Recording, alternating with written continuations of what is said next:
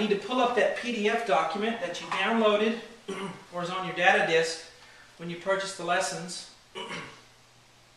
Pull that up, and you either need to print out all the pages in the PDF document and then make a folder out of them, punch holes in them, or you can just use a laptop or computer screen or iPad, iPhone, whatever, but you need to pull those up right now. You do need to print out this first page because I want you to write on it. Or I guess there are programs now where you can actually write on the screen of whatever technology device you're using. But we're going to keep a practice log, and you need to do this. This is very important to the method. And the first PDF document is just a sheet of paper that says repertoire, new pieces, and flashcards. Whenever you sit down for your 30-minute practice session, we're going to have 3 parts. The first part is going to be the repertoire, and that's the time where you spend just playing through the pieces that you know. And remember, repertoire is what you can play right now. And right now that number should be 0. But as the weeks and months progress, you're going to have quite a few pieces right here that you can play through. And that'll always be what you do first. It's a great confidence builder to sit down and play through 10 or 15 pieces pretty well and get through them and do a good job at them. Really will make you feel good about yourself. So that's the first section of the 30 minutes. That may only take a few minutes when we first start here, but it'll end up taking 5 and 10 minutes as you learn more and more pieces from this method. The second part of the 30 minutes is going to be new pieces. Alright?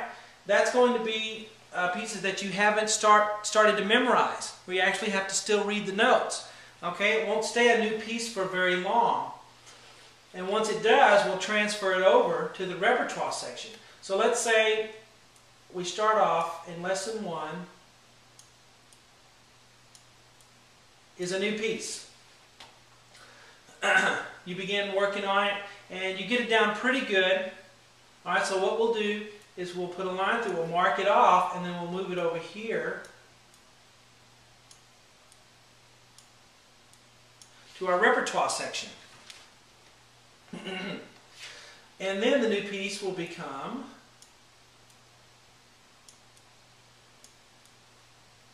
lesson 2.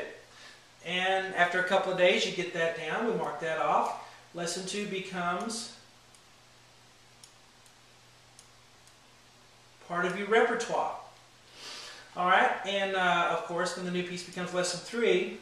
I'm not going to go through all 50, so don't worry. But at this point, when you sit down for a practice session, the first few minutes of your 30 minutes is going to be spent playing through lesson 1 and lesson 2, and then we'll move on to the new piece, lesson 3.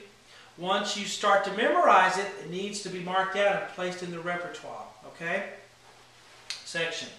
And there's some flexibility on how much time you spend in each section of that 30 minutes, how you divide it up, okay. Eventually your repertoire time will end up being 10 or 15 minutes, and that's okay. The last section, the flashcard section, involves the random note reading that I talked about in the first video. Now, random note reading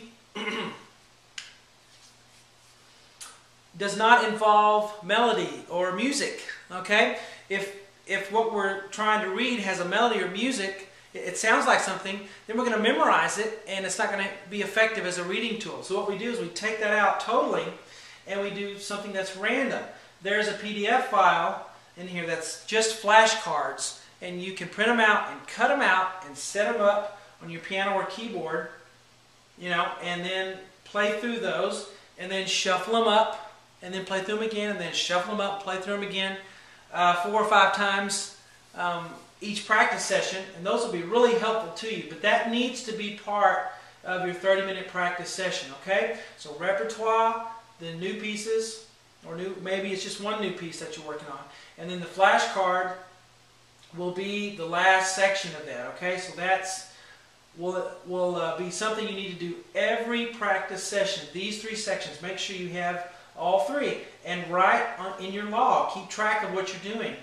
Now on the flashcards, you can just put a check mark if you want for that day, or you could put how many note cards you have memorized, okay? Because we're not going to start out with all 24, 25 flashcards. We're going to start out with 3, 4, and 5, all right? And you can write those here in this section, and then as you learn more, you can add them on there, okay? Until we have all 24 notes in the grand staff memorized. All right, so let's stop the video and then we'll get to actually learning to note read.